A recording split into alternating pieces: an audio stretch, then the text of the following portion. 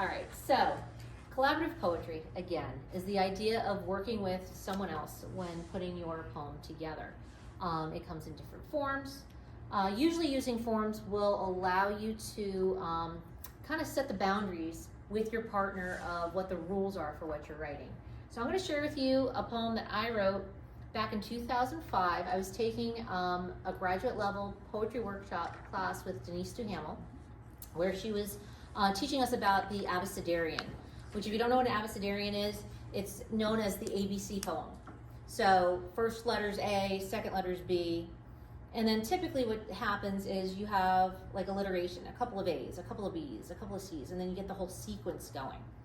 So at the time when I was working on my master's thesis, which led to my first book, it was about the idea of cars. That was my car motifs. So I leaned heavily into my dad for advice on that. So when I was thinking about doing my abecedarian for my homework assignment for my MFA class, I actually got in the car in Miami and came up to Deerfield Beach to work with my father. My father was a mechanic, and he has now since passed. He passed away back in July. So I want to share with you my collaborative poem that I wrote with my dad, which is an abecedarian. So it's a little lengthy, so hang with me, but it's all here. So I'll just read his voice, my voice, and you'll just kind of hear it fluid as one. So, my first car. At an auction late one afternoon in August, I assumed the ownership of what I think is an awesome automobile. At first, it appears to only have one ailing air conditioning system. After replacing a lot of AC parts, the accelerator pump begins acting abnormally by not accurately assigning the amount of acceleration needed. The balance and the braking system is off, making stops below par. The car bounces when I bear down on the brake pedal, which could lead to a collision on the causeway, causing my car to become a crushed catastrophe. My dad decides to dedicate all of today to doctor up my driving dilemma. He disassembles the dashboard and discovers the devices causing the death rattle when the engine decelerates. The hood does not enable the driver to see the engine nor the emission controls from inside the vehicle, which would not ensure that Dad could evaluate the problem easier. My father shifts into fifth gear by fidgeting with my four-stroke, fuel-injected, four-cylinder engine for the 15th time. I still can't figure out what the gauges on the dash panel mean. I grovel before the gizmos and gadgets and gaskets that gangle across the ground. He gets the gantry from the garage to hoist the horsepower out of the hull of the vehicle. He wants to overhaul it, generate more horses. I hypothesize that my hard-headed father is ignoring the original issue of stopping and going as he disconnects the idiot lights on my in-dash instrument panel because he wants to increase the indicated horsepower. I feel my car is becoming a jerry rig because Dad's jacking up the front end, generating a real job for himself. Jerking out the engine will justify the future judders and jolts while joyriding.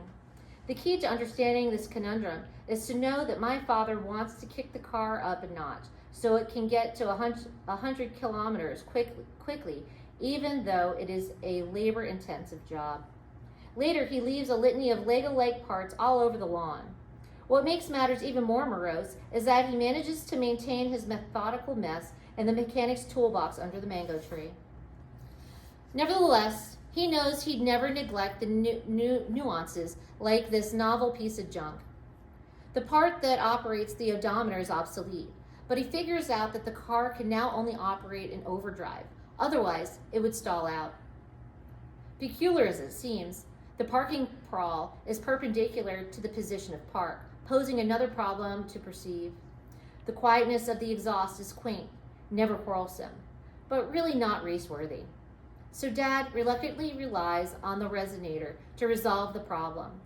Also, he randomly reasons that the relay for the radio is wrong, which causes the short in the power supply sooner than he suspects. So he selectively searches the engine system for something else.